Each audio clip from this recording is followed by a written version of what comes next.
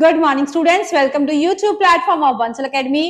तो चलिए स्टार्ट करेंगे हमारे नेक्स्ट कॉम्प्रीहेंशन के साथ। That says a low tide he walked over the sands to the headland and round the corner to the little bay facing the open sea. यहाँ पे जो author है, अपने राइटर है, अपने ही एक एक्सपीरियंस को शेयर करने का काम कर रहा है।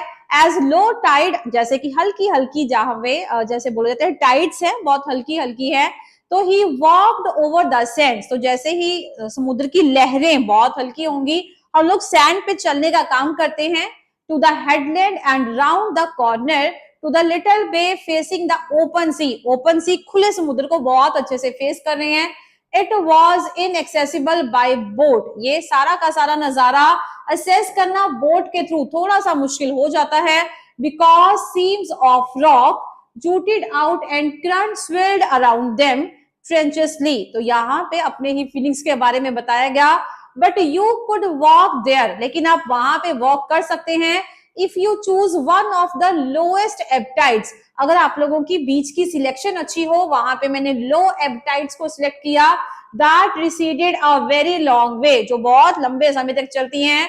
सो but you could not linger on the expedition for once the tide was on the turn it came in rapidly. लेकिन आप उस पर विश्वास नहीं कर सकते हैं, क्योंकि अगर एक बार समुद्र की लहर जाएगी तो वो जल्दी से वापस भी आएगी। For this reason very few people, इसी कारण की वजह से बहुत कुछ लोग हैं, cared to explore the little bay fresh and unlettered. It was completely covered by the sea at high tide. The cave looked mysteriously dark, cool and inviting. जो गुफा थी वो कैसी लग रही थी? डार्क, कूल थी, इनवाइट कर रही थी, उसी चीज के बारे में बताया गया है। And he penetrated to the farthest corner where he discover a wide crack rather than a chimney. He peered up and thought he could see a patch of daylight. वो पूरे के पूरे पैच को देखना चाहता था। छोटा सा पैसेज है, अपने बीच के एक्सपीरियंस को शेयर करने के बारे में बताया गया था। चलिए रीड करेंगे। सबसे पहले question number 16, according to the writer the bay could not reach the boat. ये आप लोगों को बहुत सारे ऐसे क्वेश्चन हैं जो वर्ड टू वर्ड मिल जाएंगे। 16th क्वेश्चन की बात करें तो वहां पे क्लियरली बताया गया था, जो राइटर था, अकॉर्डिंग टू द राइटर, जो बे था वो आपका लोगों का नहीं पहुंच सकता था बोट तक। उसका रीजन क्या था? उसका रीजन ये था students, it had numerous number of rocks, not too very much. There were too many eggs. It was facing the open sea, not at all. There were seams of rock and treacherously swirling currents. बहुत ज्यादा strong currents थे और बहुत ज्यादा rocks थे, इसी वजह से यह सब कुछ पॉसिबल नहीं हो पा रहा था। Question number 16th D part is the right answer. It was inaccessible by boat। ये क्लियरली इस पैसेज में मेंशन भी था। It was inaccessible by boat because seams of rock jutted out and currents swirled around them treacherously। तो ये चीज आप लोगों को पैसेज में क्लियर कट गिवन थी। चलेंगे नेक्स्ट क्वेश्चन की तरफ। One could visit the bay। कोई भी बे को विजिट कर सकता है, कैसे और कब? At any time on one choose। जब वो चूज करे तब भी बिल्कुल पॉसिबल नहीं है। On certain occasions पे हम लोग नहीं सिलेक्ट कर सकते हैं। ड्यूरिंग द इवनिंग्स को तो वैसे ही करंट बहुत हाई होगा, पॉसिबल नहीं है। When there was a low tide, definitely वहां पे जब लो टाइड होगी दिन के समय में, तो वहां पे अब उस टाइम पे वो बे को, किसी भी बे की बात करें, जैसे खाड़ी की बात कर रही है, तो वहां पे वो उसको विजिट डेफिनेटली कर सकता है। जैसे बे ऑफ बंगाल की बात करें या किसी भी बे की बात करेगा। चलिए क्वेश्चन नंबर 18 की तरफ चलेंगे। It was not possible to linger on the expedition because, ये पॉसिबल नहीं था वहां पे ये करना, तो उसका रीजन क्या था?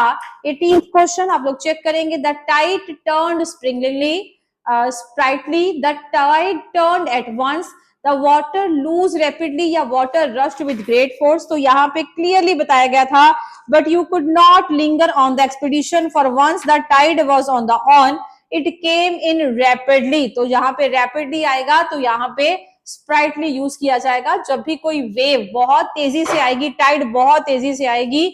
सो 18th क्वेश्चन का A part is the right answer. The tide turned sprightly. Tick कर लेंगे जी जल्दी से। चलेंगे क्वेश्चन नंबर 19 की तरफ। While passing through the writer discovered a, जैसे ही वो राइटर निकल रहा था उसने क्या देखा? Large opening, chimney shaped rock, cool and secluded corner या big crack through which light came in। तो ये बिल्कुल क्लियरली लास्ट लाइन में बताया गया था, एक बड़ा सारा क्रैक था जिसके थ्रू सनलाइट की एंट्री हो रही थी। तो लास्ट लाइन में क्लियर कट बता रखा था ये। 19th question D part is the right answer. After that चलेंगे हमारे नेक्स्ट लास्ट क्वेश्चन की तरफ। ही फाउंड द बे, उसको क्या लगा, जो बे है, खाड़ी है, फ्रेश एंड अनलेटर्ड, गंदी नहीं है और बिल्कुल फ्रेश है। अनलेटर्ड मतलब जो गंदी बिल्कुल भी नहीं है। बिकॉज उसका रीजन क्या था, उसके साफ सुथरे होने का रीजन क्या था, the sea water had receded, क्या वो पानी जा चुका था, no, he was the first visitor there, not at all possible कि वो वहां पे पहला विजिटर थोड़ी था। It was not frequented by people, क्या लोग वहां पे नहीं आते थे, लोग बहुत आते थे। बट उसका रीजन क्या था, द हाई टाइड, जितनी तेजी से पानी का बहाव था, just wash the litre away. Litre होता है किसी भी तरीके का कूड़ा या कचरा, तो अगर बहुत तेजी से आप लोगों की ये आएगी, टाइड आएगी या लहर आएगी, तो वो जितना भी कचरा होगा, चाहे थोड़ा चाहे ज्यादा, लेकिन वो सारा का सारा उसी के साथ बह जाएगा। So that is the reason why जो लेक था, जो बे थी, वो हमारी बिल्कुल ही फ्रेश एंड अनलेटर्ड थी। टिक कर लेंगे, लिटर से ही बना है ये वर्ड अनलेटर्ड, लेटर्ड या अनलेटर्ड एक ही बात हो जाती है। चलिए टिक कर लेंगे जी। 20th question C part is the right answer. So that was all about this passage. Hope आप लोगों को ये समझ में आए और बहुत इजी भी हो जाता है। Thank you.